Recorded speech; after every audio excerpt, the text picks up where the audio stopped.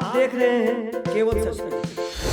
Police महानिदेशक बिहार अपनी दीर्घकालीन गौरवमयी तथा समर्पित सेवा के उपरांत श्री राजविंदर सिंह भट्टी ने राज्य के पुलिस महानिदेशक के रूप में योगदान देते हुए पुलिस महानिदेशक बिहार के कार्यों का प्रभार ग्रहण किया। प्रभार त्याग एवं ग्रहण करने के उपरांत सेवानिवृत्त पुलिस महानिदेशक के सम्मान में आयोजित विदाई समारोह में श्री जितेंद्र सिंह गंगवार अपर पुलिस महानिदेशक के द्वारा नव स्थापित तथा सेवानिवृत्त पुलिस महानिदेशक बिहार को पुष्पगुच्छ, पौधा पात्र तथा अंगवस्त्र देकर सम्मानित किया गया। कार्यक्रम के मुख्य अतिथि सेवानिवृत्त पुलिस महानिदेशक बिहार श्री सिंघल ने नव पदस्थापित पुलिस महानिदेशक का स्वागत किया तथा सभी को उनके सहयोग के लिए धन्यवाद दिया। श्री जितेंद्र सिंह गंगवार अपर पुलिस महानिदेशक मुख्यालय के द्वारा सभी आगंतुक पदाधिकारियों को धन्यवाद ज्ञापित किया गया।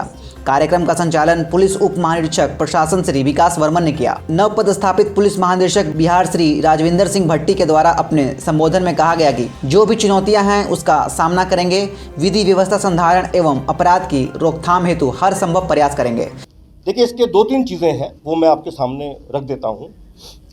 एक तो आज की तारीख में आदित्य कुमार पर दो केस हैं, दोनों केस का इन्वेस्टिगेशन चल रहा है, ट्रू हुआ है, सस्पेंडेड है वो आदमी, और उसको पकड़ धर करने के लिए हमने उत्तर प्रदेश की पुलिस की भी सहायता की।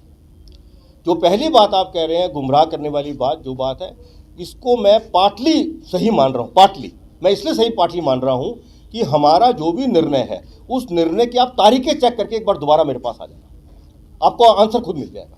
क्योंकि जब आप लोगों की जो विचार चलते हैं उस विचार को कंटेस्ट करना पूरे ग्रुप के लिए, मतलब पूरे ग्रुप में जब विचार चलता है, मैं नहीं समझता उसका कोई फायदा होता है। लेकिन आज मैं आपके सामने कह रहा हूँ ना, आप डेट चेक कर लीजिए, आप हाईकोर्ट का ऑर्डर चेक कर लीजिए, आप उसके अंदर जो लिखा हुआ है वो चेक कर लीजिए ना, वो तो चीज़ छुपी हुई नहीं है, आपको अपने प्रश्नों का उत्तर स्वतः मिल जाए। और एक मिनट अभी पूरी होने दो, पूरी होने दो ना, पूरी बात होने दो। देखिए, ऐसा है ना, हमारा फ़ोन पर बहुत कॉल आती रहती है, हम लोग बात सुनी और बहुत दिन तक हमने इग्नोर भी करके रखा। लेकिन जब एक ऐसी कद्दुका बात सामने आई, तब आप ये मत भूलिए कि उसको ट्रैप भी मैंने ही किया, FIR भी मैंने ही कराया कि नहीं कराया। तो मैं सिर्फ इतना कहूँगा कि जहाँ तक पुलिस हेडक्वार्टर है, पुलिस हेडक्वार्टर ने अपना जो प्रोफेशनल काम जैसा करना चाहिए था वह किया, उसमें कोई कमी जो है वो नहीं हुई। और दूसरा, उस आप ही के रिपोर्ट में मैं पढ़ता हूँ, मैंने पढ़ा है कि, और मुझे भी जानकारी है, उसने तो बहुत लोगों को फ़ोन फान किया। तो एक minute, why only police, why not other officers, ईमानदारी की बात भी तो होनी चाहिए ना। बस मैं इतनी बात कहूँगा आगे। आप एक मिनट आपने अपने कलम से क्लीन चिट दिया। नहीं, किस चीज़ का क्लीन चिट भाई? उस पर डिपार्टमेंटल एक्शन चल ही रहा है, उस मामले में उसमें कोई क्लीन चिट नहीं है। मैं फिर कह रहा हूं कि आप उसको चेक कीजिए पहले। अगर हाईकोर्ट जो है किसी सेक्शन के बारे में कुछ टिप्पणी कर रहे हैं तो हम उससे अलग कैसे हो सकते हैं? मैं बार बार ये बात कह रहा हूं, आप चेक कर लीजिए पहले, फिर दोबारा मुझसे बात करने आइए।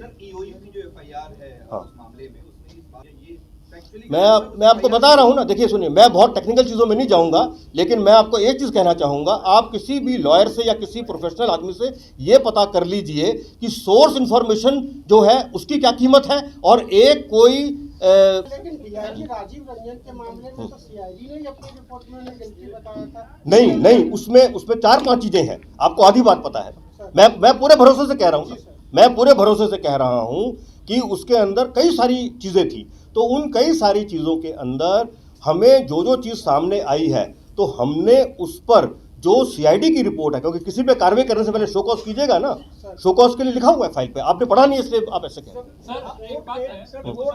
एक मिनट, हाँ बोलिए। मैं कह रहा हूँ ना, मैं आपको इसी बात को क्लैरिफाई करने की बात मैं कह रहा हूँ। इस पर मैं बस इतना कहूँगा कि पहले जांच होने दीजिए ना। आप जितना सोच रहे हैं और आप जितना आपके जहन में बातें उससे और ज़्यादा हैं, इसलिए मैं अभी इस पर और ज़्यादा बात नहीं कह सकता हूँ। मैंने आपको डेट की बात बताई, सब कुछ कर लिया, आप चेक कर लीजिए। हम अपने क्रियाकलाप में पूरी तरह ट्रांसपेरेंट रहे हुए हैं, और आप जोड़ घटाओ आपका हक है, आप कर सकते हैं, उसमें मुझे कुछ कहना नहीं है। लेकिन मैं अभी भी बात कह रहा हूँ, एक डेट चेक कीजिए, हाईकोर्ट का ऑर्डर चेक कीजिए, जो लिख के आया वो चेक कर लीजिए, डिपार्टमेंटल एक्शन उस पर हो ही रहा है। और अभी भी मैं कह रहा हूँ क्योंकि कुछ ऐसी बातें हैं जो मैं आपके सामने अभी नहीं कह सकता हूँ, उसका इन्वेस्टिगेशन होने दीजिए, वो अपना बात सामने मैं कह रहा हूँ, सोच के कह रहा हूँ। एक मिनट, हाँ आरसीएन बिन इशूड मुजफ्फरपुर से अब आगे दे देना चाहिए। मैं मुझे I will have to check, लेकिन हमने जो हमारी ईओयू है उनकी ये मामला संज्ञान में है और मैं ये अभी अंदाजे पर नहीं कहना चाहूँगा, मैं उनसे पूछ के आपको बता दूंगा। यू स्पोक ना सर कि अभी हम लोग यूपी भेजे टीम और जो भी। हाँ, तो यूपी में और आरसीएन में दोनों में फर्क है ना भाई। But at the same time your EOU is also approaching CBI. नहीं, वो देखिए सुनिए, एक बात मैं कह दूं, इन्वेस्टिगेशन एजेंसी जो है उसको व्यापक अधिकार है, वो किसी की भी मदद ले सकती है, किसी से पूछताछ कर सकती है, किसी और एजेंसी की मदद ले सकती है, तो वो ले ली, उसमें कोई बात नहीं। पुलिस जब सड़क पे नशा करके बदतमीजी करे तो क्या करना चाहिए सर, बताइए। नहीं, हम तो कह रहे हैं कार्रवाई होनी चाहिए, बिल्कुल अच्छे से अच्छी कार्रवाई होनी चाहिए, इसमें कोई इफर बट है ही नहीं। थाना के